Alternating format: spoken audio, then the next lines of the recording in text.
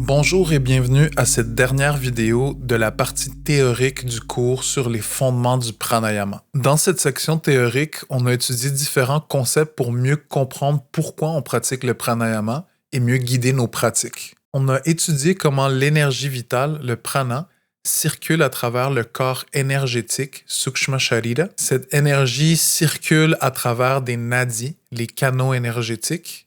Puis il y en a trois principaux, Ida, Sushumna et Pingala. L'énergie circule dans différentes directions qu'on appelle les 5 vayus. Puis ces directions ont des effets sur nos états d'âme, sur notre santé physique. Aujourd'hui, on va finir cette section théorique avec l'étude des 5 différentes étapes du souffle.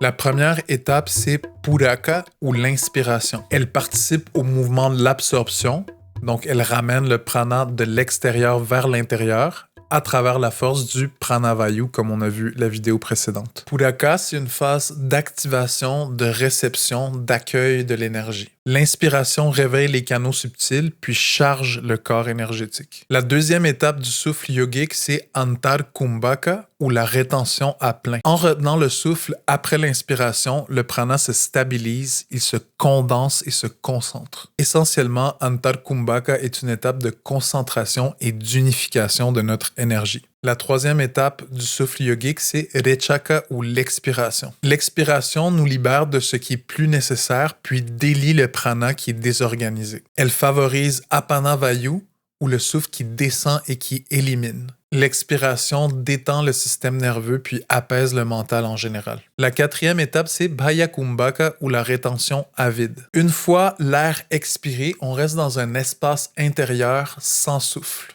dans une espèce de silence profond. Dans ce silence, le prana a tendance à se retirer vers le cœur subtil qu'on appelle Hridaya. À l'intérieur du cœur, le prana se stabilise et devient de plus en plus puissant, de plus en plus profond. Comme la rétention à plein favorise le mouvement de l'énergie, la rétention à vide va favoriser le repos et la relaxation. Des fois, quand on pratique cette rétention, on peut sentir une forme d'anxiété parce que notre corps veut de l'air, veut de l'oxygène. Donc, cette rétention nous aide aussi à pratiquer une certaine forme de discipline du mental. Le plus on est à l'aise dans cette rétention à vide, le plus on est en contrôle de notre mental. Finalement, on a Kevala Kumbhaka qui est la rétention spontanée. Kevala Kumbhaka, c'est une rétention qui arrive d'elle-même, qui apparaît d'elle-même. C'est possible que des fois, quand vous méditez, votre souffle s'arrête de lui-même sans que vous vous en rendiez compte nécessairement. Quand ceci arrive, c'est que Sushumna commence à se réveiller et l'énergie commence à tranquillement passer par le canal central. C'est à ce moment-là que la méditation devient un état sans effort. Il ne faut pas forcer la méditation ou la concentration. Mais on ne peut pas vraiment pratiquer Kevala Kumbhaka, qui est justement plutôt un état qu'une pratique en tant que telle.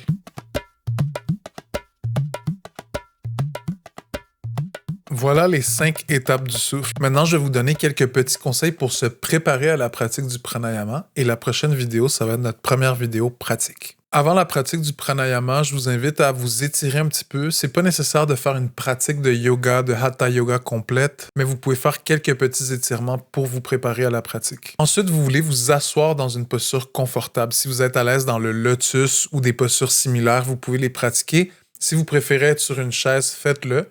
Essayez si possible de ne pas appuyer le dos sur une surface, mais si vous en ressentez le besoin parce que vous avez mal dans le bas du dos ou d'autres raisons, faites-le. Avant chaque pratique de pranayama, je vous invite aussi à observer votre souffle pendant quelques instants, observer l'inspiration, l'expiration.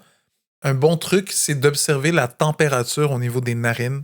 Quand vous inspirez, l'air a tendance à être frais, tandis que quand vous expirez, il a tendance à être chaud, à cause qu'il ressort avec la chaleur interne du corps. Je vous invite à être confortable dans tous les sens du terme, c'est-à-dire d'être habillé confortablement, de sentir qu'il n'y a pas trop de bruit, d'odeur, de lumière qui vous dérange, de trouver un espace dans lequel vous êtes à l'aise. Si possible, pratiquez le pranayama à jeun ou du moins 3 heures après avoir mangé. Par contre, si votre rythme de vie ne vous permet pas de pratiquer le pranayama à jeun, c'est mieux de le pratiquer que de ne pas le faire. La constance amène des résultats, c'est-à-dire que si vous pratiquez 5 minutes par jour, mais vous pratiquez à tous les jours ou 5 jours par semaine, c'est mieux que si vous faites 3 heures de pranayama une fois à chaque 2 mois. Donc, je conseille d'y aller lentement, mais progressivement, parce que c'est quand même des pratiques qui peuvent éveiller des choses, des émotions.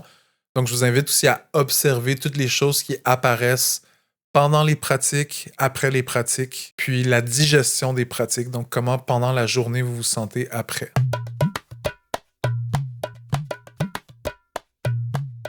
C'est ici que finissent les vidéos théoriques sur le pranayama. Dans les prochaines vidéos, on va commencer à explorer différentes techniques.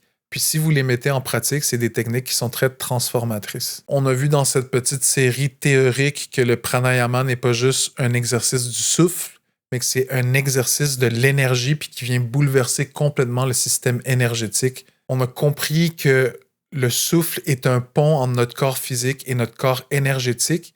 Et puis, par le contrôle du souffle, par la compréhension, l'observation de celui-ci, on peut comprendre, contrôler, observer notre énergie vitale aussi. Plus l'énergie vitale est fluide, circule librement, plus le mental est apaisé.